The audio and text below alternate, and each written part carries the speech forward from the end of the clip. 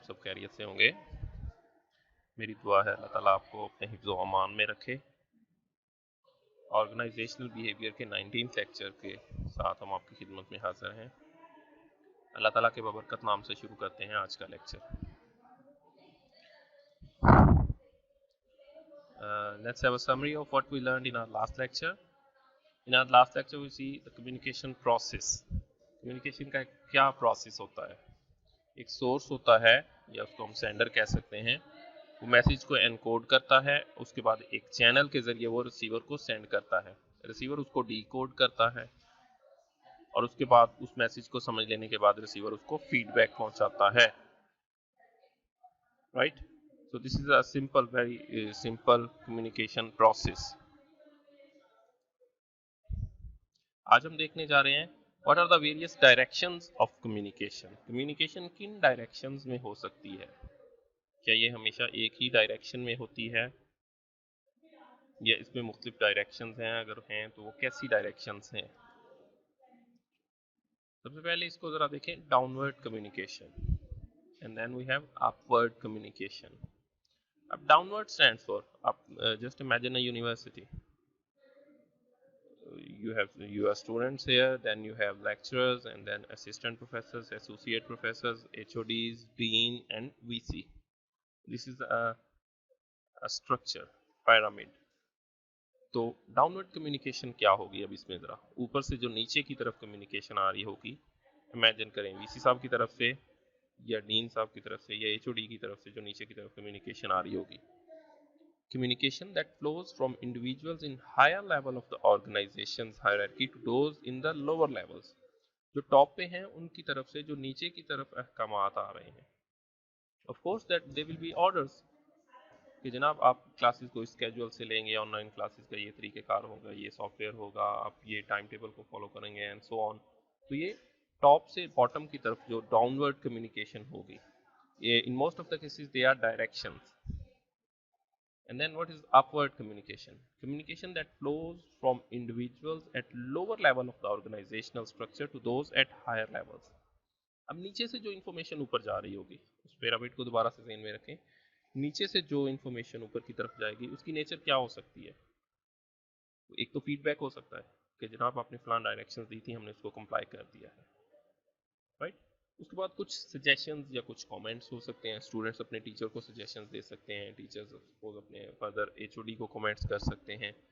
तो ये upward communication है, जो lower level of the organisational structure से अपर लेवल की तरफ मूव कर रही होती है। Then comes horizontal communication. Horizontal at the same level. Communication that flows across functions in an organization. Functions mean departments. अब देखें हमारी यूनिवर्सिटी में बहुत सारे डिपार्टमेंट्स हैं, एक एचओडी बाकी एचओडी से कुछ कम्युनिकेशन मूव कर सकता है। अब वो ना तो अपवर्ड होगी ना वो डाउनवर्ड होगी। कोर्स इस horizontal mean at the same level. कुछ स्टूडेंट्स आपस में कुछ कम्युनिकेशन शेयर कर रहे हैं, कुछ टीचर्स आपस में अपने इक्वल टीचर से कम्युनिकेशन शेयर कर रहे हैं, so that is horizontal communication. And then come diagonal communication, communication that cuts across functions and levels in an organization. अब इसमें कुछ भी डिपार्टमेंट्स या लेवल्स का जिक्र ही नहीं है। मे बी एक डिपार्टमेंट का एक टीचर हॉर्टिकल्चर डिपार्टमेंट के एक माली को कुछ डायरेक्शंस दे रहा है या उसके साथ बैठ के कुछ गपशप कर रहा है, उससे कुछ इन्फॉर्मेशन ले रहा है कि जनाब आपकी सैलरी कितनी है, आप इस सैलरी से सेटिस्फाइड हैं, आपका ओवरऑल बाकी चीज़ें कैसी जा रही हैं। तो ये डायगोनल कम्युनिकेशन है जिनका डिपार्टमेंट्स और फंक्शन से कोई लिंक नहीं होता। It cuts across functions and levels in an organisation. Maybe एक वीसी आके एक टीचर से पूछ रहा है, एक वीसी आके एक स्टूडेंट से पूछ रहा है, तो ये ओवरऑल डायगोनल होती है। What are the principles of communication? Communication has purpose. सबसे पहले ही सबसे अहम बात, कम्युनिकेशन एक स्पेसिफिक पर्पस के तहत होती है। यूजलेस कम्युनिकेशन होती है लेकिन इन एन आइडियल सेंस होनी नहीं चाहिए। कम्युनिकेशन का हमेशा एक पर्पस होना चाहिए। Communication is continuous. ऑर्गेनाइजेशन में कम्युनिकेशन एक कॉन्टिन्यूस लूप के तहत हो रही होती है। टॉप से डायरेक्शंस आती हैं, उन डायरेक्शन को कंप्लाई किया जाता है, उन पे फॉलो किया जाता है, उसके बाद नीचे से उनका फीडबैक जाता है, कंप्लायंस रिपोर्ट सबमिट कराई जाती है, उन कंप्लायंस रिपोर्ट की बुनियाद पर फर्दर नेक्स्ट पॉलिसीज बनाई जाती हैं और ये सिलसिला चलता रहता है। Communication messages very in conscious encoding. Communication messages जो होते हैं ये अपनी एनकोडिंग में डिफरेंट होते हैं। सपोज हमने एग्जाम के बारे में एक पॉलिसी बनानी है तो उसको एनकोडिंग हम इन रिटन फॉर्म में करेंगे, यूनिवर्सिटी एक नोटिफिकेशन इशू करेगी। लेकिन हम स्टूडेंट्स को स्पोर्ट्स के लिए मोटिवेट करना चाह रहे हैं, हम स्टूडेंट्स को चाहते हैं कि जनाब आप स्पोर्ट्स में ज़्यादा से ज़्यादा पार्टिसिपेट करें, वो इस फॉर्म में नहीं होगा। हम उनको डायरेक्शंस या नोटिफिकेशन के जरिए नहीं कहेंगे, मे भी हम उनको वर्बल कहें, हम उनके लिए यूनिवर्सिटी में कुछ पैनाफ्लेक्स लगवाएं या कुछ और तरीके से हम कम्युनिकेशन के मैसेजेस पास करें। तो ये एनकोडिंग जो है ये डिफरेंट कम्युनिकेशन के जो डिफरेंट मैसेजेस होते हैं उनके नेचर के मुताबिक हम मैसेज को डिफरेंट तरीके से एनकोड करते हैं। Then communication is relational. Communication एक स्पेसिफिक रिलेशन के साथ होती है, एक ओवरऑल रिलेटिवली हम उसको देखते हैं कि कितनी ज़्यादा या कितनी कम कम्युनिकेशन करनी है, कितनी उसमें सिवियरिटी रखनी है या कितना हमने उसको लाइटली लेना है। Communication is culturally bound. Of course culture to culture communication के जो प्रिंसिपल्स हैं ये वेरी करते हैं। बहुत सारे कल्चर्स में बहुत ज़्यादा चीज़ें वर्बली कह दी जाती हैं और उनको काफ़ी समझा जाता है। कुछ कल्चर्स में कोई भी चीज़ वर्बली नहीं की जाती, हर चीज़ इन रिटर्न कही जाती है ताकि उसका रिकॉर्ड हो और बाद में हम उसको देख सकें। Communication has ethical implication. Of course communication की कुछ एथिकल गाइडलाइंस है, हम उसको क्रॉस नहीं करते। Communication is learn. कम्युनिकेशन को हम लर्न करते हैं, दूसरों को समझा सकते हैं, खुद समझ सकते हैं और इसमें कम्युनिकेशन स्किल्स को हम बेहतर से बेहतर कर सकते हैं। हमने लास्ट लेक्चर में भी डिस्कस किया था, जो टॉप फॉर्च्यून 500 कंपनीज हैं उनमें एक बड़ी स्किल जिसको प्रेफर किया जाता है वो एक कम्युनिकेशन स्किल्स है। तो फंक्शंस ऑफ कम्युनिकेशन, ओवरऑल हम लोगों को मोटिवेट कर सकते हैं कम्युनिकेशन के जरिए, किसी भी काम के लिए, परफॉर्मेंस के लिए, बेहतर उनको उनके लेवल को अप करने के लिए हम मोटिवेट कर सकते हैं। देन इमोशनल एक्सप्रेशन, हम अपने इमोशंस को एक्सप्रेस कर सकते हैं। I am happy, I am sad, I am feeling chill and so on. तो कम्युनिकेशन के जरिए हम अपने इमोशंस को एक्सप्रेस करते हैं कि what I am feeling now. हम इंफॉर्मेशन गेन करते हैं, हम इंफॉर्मेशन पास करते हैं कम्युनिकेशन के जरिए। And then we control. Of course being a manager, हम इंफॉर्मेशन के जरिए हमें पता चलता है कि कौन सी चीज़ें अकॉर्डिंग टू डायरेक्शन हो रही हैं, कौन सी चीज़ें अकॉर्डिंग टू डायरेक्शन नहीं हो रही, हम कंट्रोल करते हैं। तो उसके बेस पे भी उसकी बैकग्राउंड में भी हमारे पास कम्युनिकेशन का फंक्शन होता है। कम्युनिकेशन का प्रोसेस दोबारा से, इंटेंडेड मैसेज एनकोडेड, मैसेज को एनकोड किया जाता है और उसको सेंड कर दिया जाता है।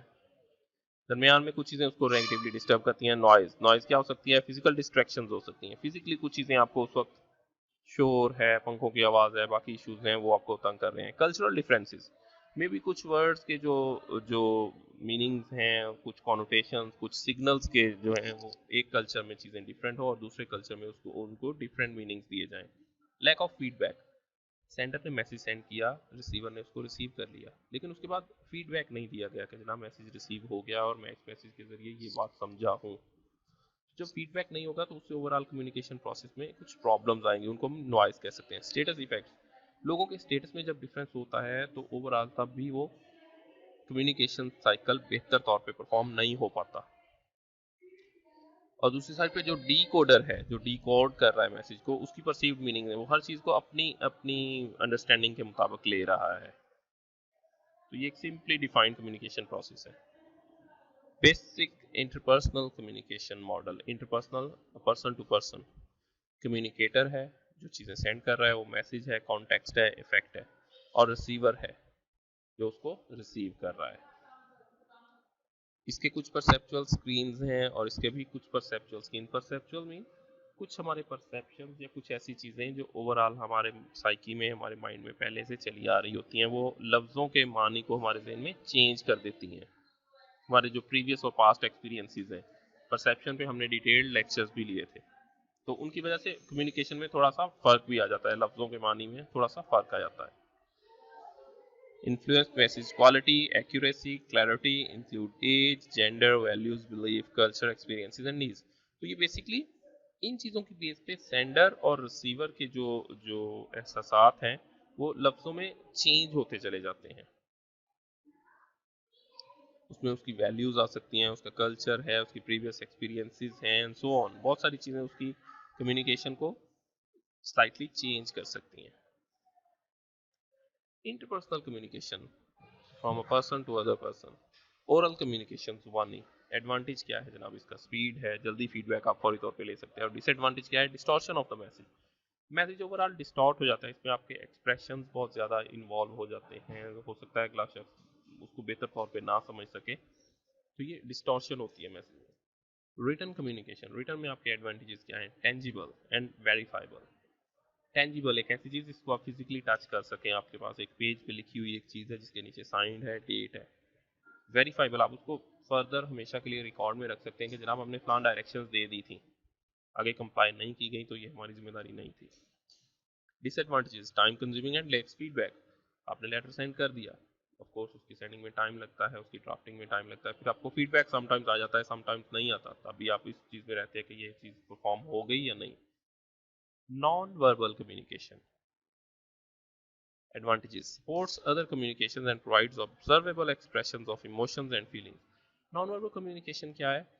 ओवरऑल हम कुछ चीज़ें जो बॉडी लैंग्वेज के जरिए, जो फेशियल एक्सप्रेशंस, जो हैंड जेस्चर्स के जरिए हम चीज़ों को मैसेजेस को पास करते हैं।